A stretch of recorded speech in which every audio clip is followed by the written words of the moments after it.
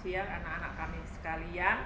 Kembali kita berjumpa di materi kita hari ini, yaitu tentang faktor pendorong dan penghambat perubahan sosial. Nah, kita akan lihat ya faktor pendorong. Faktor pendorong ini minggu lalu sudah saya terangkan. Poin yang pertama yaitu kontak dengan budaya yang lain. Nah, sekarang kita masuk langsung yang kedua. 1-2, sistem pendidikan formal yang maju. Jadi faktor pendorong kenapa suatu masyarakat itu mengalami perubahan, yaitu karena pendidikan yang maju. Karena apa? Karena di sini diajarkan untuk siswa berpikir ilmiah dan rasional, sehingga nanti mereka mampu bersaing di tengah-tengah masyarakat, khususnya di dalam mendapatkan pekerjaan. Yang ketiga, 1-3, sikap menghargai hasil karya orang lain dan keinginan untuk maju. Nah, jadi ini yang juga menjadi faktor pendorong ketiga, di mana ini harus dicontoh karena masyarakat kita pandainya mencela tapi kurang bisa menghargai orang lain. Yang keempat, toleransi. Toleransi ini maksudnya anak-anak yaitu saling menghormati, saling menghargai kita yang berbeda, agama, suku dan sebagainya. Yang kelima yaitu sistem pelapisan masyarakat yang terbuka. Berarti kalau sistem terbuka memungkinkan setiap anggota masyarakat untuk berpindah atau mengubah nasibnya ke arah yang lebih baik.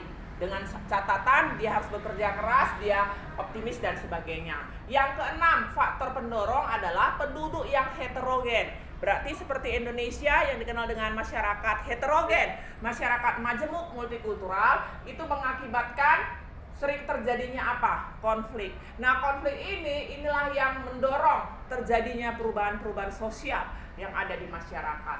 Yang ketujuh, 1-7, ketidakpuasan masyarakat terhadap bidang-bidang kehidupan. Contohnya dalam hal bidang pertanian. Manusia tidak puas menggunakan tenaga hewan dan manusia, makanya manusia beralih kepada penggunaan mesin-mesin dalam bidang pertanian, dalam hal ini traktor. Nah, yang ke-8, 1-8, orientasi ke masa depan. Jadi masyarakat yang mengalami perubahan, dia harus berorientasi ke masa depan, tidak lagi melihat ke belakang.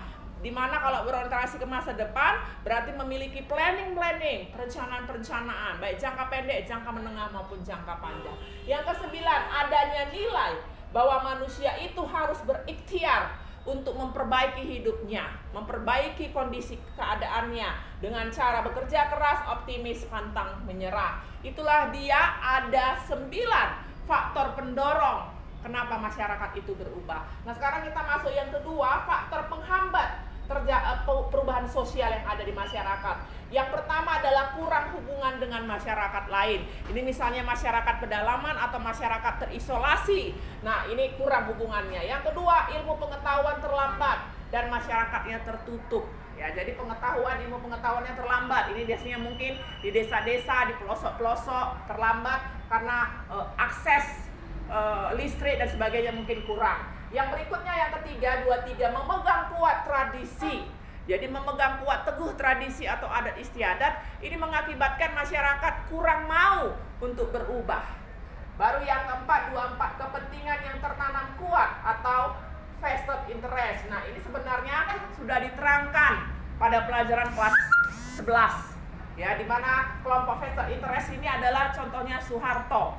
Ya, Soeharto. Jadi dia tidak mau berubah, ingin terus berkuasa. 25, rasa takut terhadap terjadinya kegoyahan kalau dia berubah. Yang keenam, prasangka terhadap hal-hal yang baru, bahwa hal-hal yang baru itu akan berakibat negatif bagi kehidupannya. Yang ketujuh, hambatan-hambatan yang bersifat ideologis, contohnya ideologis komunis.